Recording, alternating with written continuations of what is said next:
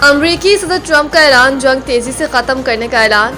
Iran पर हमला मौखर करने के बाद अमरीकी सदर ट्रंप की ज़ेर सदारत जंगी मंसूबों पर अहम इजलास हुआ है, जिसमें मुख्तलिफ ऑप्शंस पर गौर किया गया है।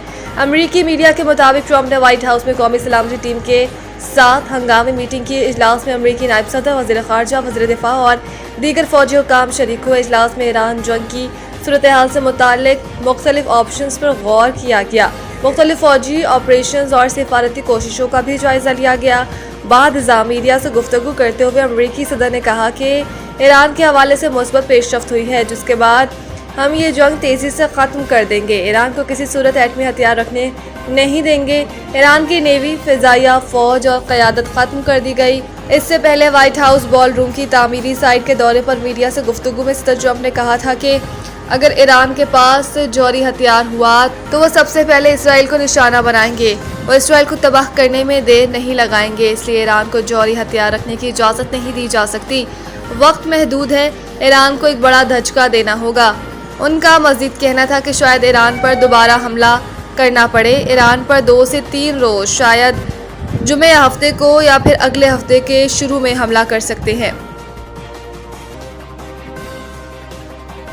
ईरान की अमेरिका को दोबारा जारहियत पर सख्त कार्रवाई की वार्निंग। अपने बयान में ईरानी वज़ीर ख़ारजा अब्बास अराग़ची ने कहा कि अगर ईरान और अमेरिका के दरमियान दोबारा जंग शुरू होती है तो ईरान मज़ीद अमेरिकी तैयारों को तबाह करने के लिए तैयार है। उनका कहना था कि ईरान की मुसल्लह फ़ौज पहले ही इस बात की तस्दीक कर चुकी है कि वो जदीद तरीन F-35 लड़ाका तैयारे को भी निशाना बनाने की सलाहियत रखती है। हमने जो सबक सिखाया है और जो तजुर्बा हासिल किया है, इसकी बुनियाद पर अगर दोबारा जंग हुई तो इसमें कई मज़ीद हैरत अंगेज नताइज सामने आएंगे। अब्बास अराग़ची ने अमेरिकी कांग्रेस की रिसर्च सर्विस की एक हालिया रिपोर्ट का हवाला देते हुए कहा कि इसमें खुद अमेरिकी कांग्रेस ने तस्लीम किया है कि अरबों डॉलर मालियत के दर्जनों तैयारे तबाह या नुकसान का शिकार हुए हैं। दूसरी जानिब ईरान के नायब वज़ीर ख़ारजा काज़िम गरीब आबादी ने हथियार डालने से इनकार करते हुए कहा कि ईरान के पास 2 ऑप्शंस हैं, फतह या शहादत। जारहियत का फैसला किन जवाब देने के लिए तैयार है। सना यूसुफ कत्ल केस, अदालत का तफसीली फैसला जारी। 27 सफ़हात पर मुश्तमिल फैसला एडिशनल डिस्ट्रिक्ट एंड सेशन जज अफजल मजूका ने जारी किया, जिसमें कहा गया है कि इस्तग़ासा ने 2 चश्मोदीद गवाहों की शक्ल में मुल्ज़िम के खिलाफ भरपूर शवाहिद पेश किए। मुल्ज़िम के फिंगरप्रिंट भी मकतूला के घर से मिले। फैसले के मुताबिक मुल्ज़िम से इस्तेमाल होने वाली गाड़ी और पिस्तल भी रिकवर हुई। मुल्ज़िम ने मुलाकात न करने पर 17 साला मासूम लड़की का कत्ल किया। मुलाकात न करने के अलावा कत्ल का कोई और मुहर्रिक नहीं था। फैसले में ये भी कहा गया कि मुल्ज़िम किसी भी नरमी का मुस्तहिक नहीं, लिहाजा अदालत मुल्ज़िम उमर हयात को दफ़ा 302 के तहत मौत की सज़ा सुनाती है। मुल्ज़िम पर 2 लाख रुपए जुर्माने भी आयद किए जाते रहे। फैसले के मुताबिक मुल्ज़िम की PPC की दफ़ा 392 के तहत 10 साल कैद और 2 लाख जुर्माने, PPC की दफ़ा 499 के तहत 10 साल कैद और 2 लाख जुर्माने और PPC की दफ़ा 411 के तहत 1 साल कैद और 1 लाख जुर्माने की सजाएं भी सुनाई गई हैं। सच्चाई और हकाइक पर मबनी बयानिए की जंग में पाकिस्तान की जीत का भारत से भी एतराफ़। भारत के साबिक deputy national security advisor Arvind Gupta ने भी एतराफ़ किया है कि पाकिस्तान का बयानिया कामयाब हो चुका है। इनके मुताबिक पाकिस्तान ने कई रिहाइयों से अपने मौक़िफ़ को मुनज़्ज़म अंदाज में पेश करने पर मुसलसल काम किया है, जिसके बायस उसे सिफारती सतह पर कामयाबी हासिल हुई। अरविंद गुप्ता का कहना था कि ISI, ISPR और दीगर इदारों से वाबस्ता अफराद मुख्तलिफ प्लेटफॉर्म्स पर मुतहरिक हैं और पाकिस्तान ने भारतीय बयानिया का तोड़ करने के लिए एक तवील मुद्दती हिकमत अमली अपनाई।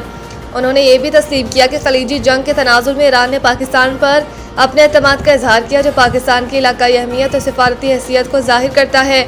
माहिरीन के मुताबिक जब खुद भारत के साबिक आला सिक्योरिटी हुक्काम अपने बयानियों पर शकूक व शुबहात जाहिर करें तो उस पर सवालात उठना फितरी अमर है। तज्ज़ियाकारों का कहना है कि भारत ने आलमी सतह पर अपने अमूमी तासुर पर ज़्यादा तवज्जो दी, जबकि पाकिस्तान ने मौसर सिफारतकारी के जरिए अपने मौक़िफ़ की सच्चाई को उजागर किया। पाकिस्तान और बांग्लादेश के दरमियान सिलेट के मकाम पर जारी दूसरे टेस्ट मैच के आखिरी दिन में बांग्लादेश को जीत के लिए 3 विकेटें दरकार थी, जबकि पाकिस्तान को कामयाबी के लिए 121 रन की जरूरत थी। टेस्ट मैच के 5वें दिन पाकिस्तान टीम 438 रन के हदफ के ताक़ुब पे 595 बनाकर आउट हो गई और इस तरह बांग्लादेश ने कौमी टीम को 78 रन से शिकस्त दी। बांग्लादेश टेस्ट टीम ने तारीख रकम करते हुए पाकिस्तान टीम को 2 टेस्ट मैचों की सीरीज में क्लीन स्वीप कर दिया। पाकिस्तान और बांग्लादेश के दरमियान से लटके मकाम पर जारी दूसरे टेस्ट मैच के आखिरी दिन का आगाज हो चुका है, जहां कौमी टीम के 7 विकेटों के नुकसान पर 316 रन बन चुके हैं। पाकिस्तान टीम की जानिब से मोहम्मद रिजवान 75 और साजिद खान 8 रन के साथ दिन का आगाज कर रहे हैं। बांग्लादेश को जीत के लिए 3 विकेटें दरकार हैं, जबकि पाकिस्तान को जीत के लिए 121 रन की जरूरत है। साजिद खान 28 रन बनाकर आउट हुए। इनके बाद मोहम्मद रिजवान 94 रन बनाकर पवेलियन लौटे, जबकि खुर्रम शहजाद बगैर किसी रन का इजाफा किए आउट हो गए। इस मैच के लिए इमामुल हक, शाहीन अफरीदी और नुमान अली को टीम का हिस्सा नहीं बनाया गया। वाज़ेह रहे कि 2 टेस्ट मैचों की सीरीज में बांग्लादेश को 1-0 की बढ़तरी हासिल है।